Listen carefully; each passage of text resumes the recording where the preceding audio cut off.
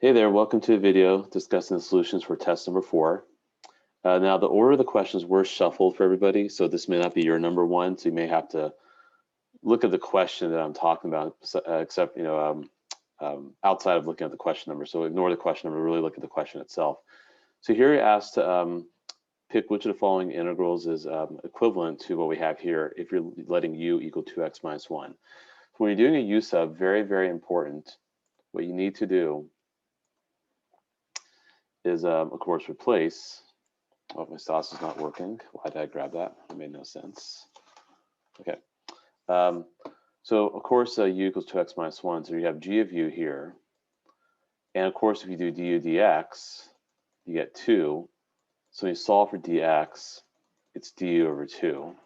So you have g of u times du over 2. And you must change the limits of integration. Many of you guys forgot to do that. When x equals 2, u, of course, is going to equal 4 minus 1 or 3 because I'm plugging 2 into this expression here. Or when x equals 3, you're doing the same thing. Replace x with 3, you get 6 minus 1, which is 5. So you're integrating from 3 to 5. And then you have to have the 1/2, so these are out. And you got to change the limits of integration. So that's why it's A. If you forgot to change the limits of integration, I did take off 2 points here. Remember, always worth 5 points. So that's what's happening with that one.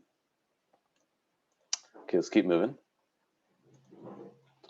For number 2, you got to solve this differential equation. Many of you guys were on the right path. You separate, right? Separates the first step. So we separate. Then you integrate. So you take the integral of each of these. That's not that hard. I know you guys can do that.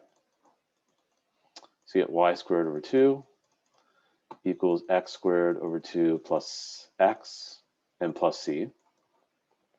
Then you have to do a substitution, where what you have to do is you have to plug in your initial condition here. Our initial condition is negative 2 for y, so you get 4 over 2 and 0 for x. All those go away. So of course c equals 2. And the last step is isolate. I'll do it up top because I'm running out of space here.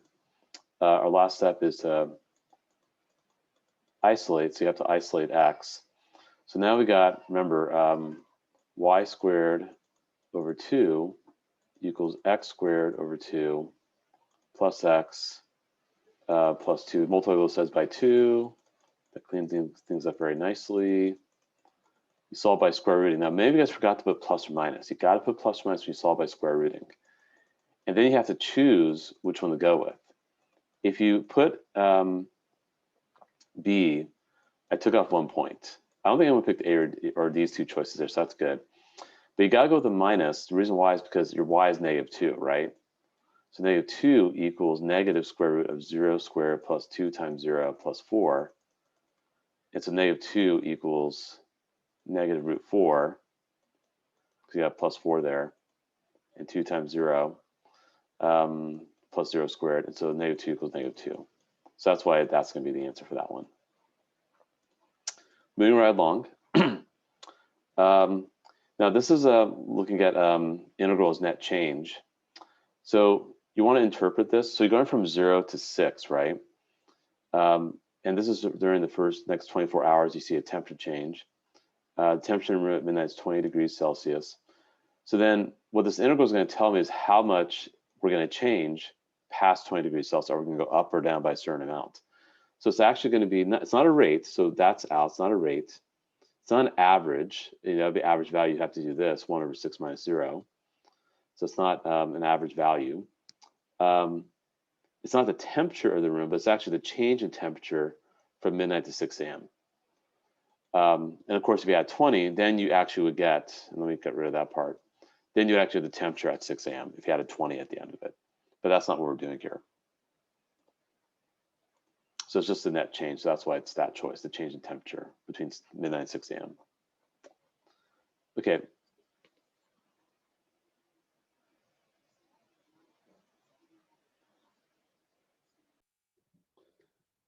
Okay, here we're talking about number 4.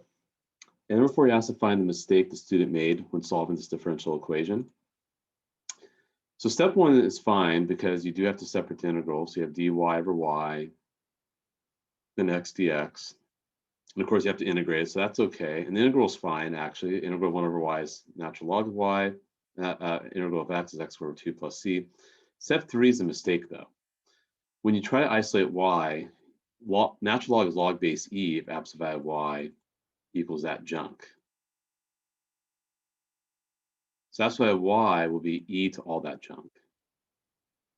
The student here who did this didn't put the plus c as an exponent, and that's a mistake there. Of course, it gets other things wrong too, but that's where the first mistake was made. And that's what we're asking where it first appeared, not just a mistake in general, where it first appeared. That's why it's step 3. For this one, you're asked to find the total area between these two curves. Well, if you graph the curves, y equals negative x looks like this. It's a line. And this right here is a parabola with 0 and I think 3 as a y-intercept. Sorry, 3 is an x-intercept. So the curve will look something kind of like this, where initially the line is above, and then intersect at 2, and then it does this. So there's an intersection at 2 here, at x equals 2. So, and you're looking at from x equals 1, x equals 3. So there's actually 2 regions here. This region and that region. And so you have to make 2 separate integrals. And some of you guys forgot to do that. So you have to integrate from 1 to 2. So you have to find where they intersect first. You can just set them equal to each other and solve it that way. It's pretty easy. 6x squared minus 18x equals negative 6x. 6x squared minus 12x equals 0. And you can factor out 6x, x minus 2. So you get 0 and 2. So 2 obviously is a point of intersection. But the line's above the curve initially. So you're going to do negative 6x minus the parabola. And then also you're going to integrate from 2 to 3. And you're going to kind of reverse it like this.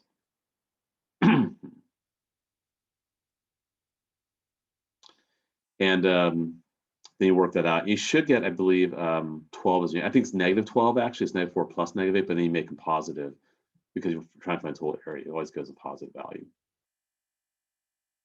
For the 6th question, I would actually suggest you make 3 variables here, A, B, C. You're told that the total area of total distance is 13, so A plus B plus C equals 13. You're told the displacement is 3, so that's the net area, so B is negative, so A minus B plus C equals 3. If you subtract these equations with each other, the A's and C's cancel, you get 2B, because B minus negative B is 2B. 13 minus 3 is 10, therefore B is 5. But because it's below the x-axis, you say it's negative 5, because the definite integral has to be either positive or negative, depending on whether you're above or below. So that's negative 5 for that one.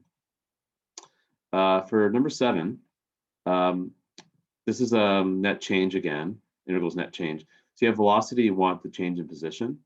So the integral of your velocity function from 0 to pi over 2 is going to be a change in position from pi over 2 to 0. And we're asked to find the position at pi over 2. Well, the position at 0 is easy, that's 4. I got to solve for s of pi over 2. And when you work out this integral, you probably should use a calculator.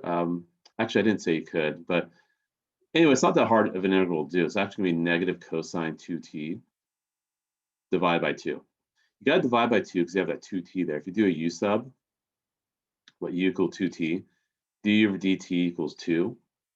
So dt is d over 2. Excuse me. So, and that's negative cosine because the derivative of cosine is negative sign, so you got to do a negative cosine. And of course, you plug in 0 and pi over 2. If you plug in pi over 2 and 0 correctly and know your unit circle well, you should get 1 on this side. I believe you get negative cosine of pi over 2 minus negative cosine of 0. Or cosine of 0 is 1. We have a minus and negative, so it's, and cosine of pi is negative 1. We have another negative, so it's 1/2 plus 1/2, which is 1. So 1 equals s of pi over 2 minus 4. S of pi over 2 is 5. See how that? for number 8. Now, you're told that this is a rate at which beach is being added. Sand is being added to a beach using that formula here. And this is starting at 5 a.m. So you want to know how much sand was added from 7 to 8. Well, 7 a.m. is 2 hours after 5 a.m. 10 a.m. is 5 hours after 5 a.m. And you just got to integrate this function here, and that will get you the answer. Because this will give us a change in sand volume or sand weight, whatever units we're talking about here, during that 3-hour interval. It won't give us the exact amount of sand at 10 a.m. In order to get the exact amount of sand, I need to know what the initial sand was at 5 a.m. Sorry, no, it'd actually have to be, I have to know what it was at 7 a.m. But it just gives me the change in sand from 7 a.m. to 10 a.m. And you just work that out. That's all you got to do there. And I can't remember what that answer was, but it was kind of a weird number, pretty big number. And you have the answers anyway. I'll post it for you guys as well, but you guys should be able to view the correct answers. Here, now you have 1500 dairy to start with at t equals 0, and you want to know how much dairy you have at t equals 3. So again, it's integrals net change. So you integrate r of t from 0 to 3, work that out. That's the amount of deer added.